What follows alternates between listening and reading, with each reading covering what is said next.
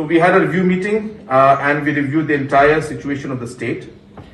We strongly felt that though the numbers are plateauing and though the numbers are coming down in certain districts, we still cannot let our guards down because we still have not crossed or come down below our danger level.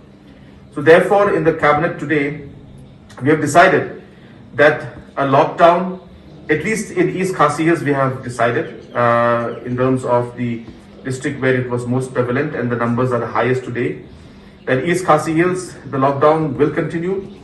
The districts in the other states, other districts in the state also, the deputy commissioners will be given the power to decide on the lockdown.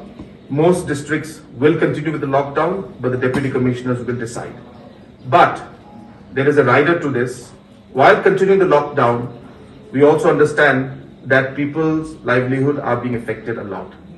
Therefore, the cabinet has decided today that we will allow up to 20%. We will allow up to 20% of non-essential commodities to be open in different areas of the state. But that will be decided by the deputy commissioners. Some deputy commissioners in some market areas may decide only 5% shops to be open. In some areas, they may decide 10% shops to be open. But in no circumstance will we allow more than 20% of the shops to be open in any specific market area or any particular locality or as the case may be. But having said that, the deputy commissioners will have the power to not allow any of the markets to open in case they feel that this situation is not conducive for the non-essential commodities to be open. So therefore, that decision will be left with the deputy commissioners, but the cabinet is giving the flexibility to them to decide up to 20% of non-essential commodities to be open.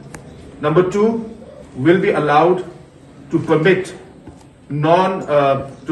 commercial vehicles to work and ply, depending again on the districts and depending again on the areas, again up to 20%, which means that the commercial vehicles, the numbers, depending on the area and depending on which district it is in, the deputy commissioners may decide 5% of the commercial vehicles can function. Some may decide 10%, some may decide 15%, but they cannot go beyond 20%. All depending on the positivity rate and the local conditions in terms of COVID that is there in the concerned district and the regions and the specific locations that we mentioned. Apart from that, the other lockdowns, the other containments like large public gatherings and other gatherings will not be allowed, and those again will remain.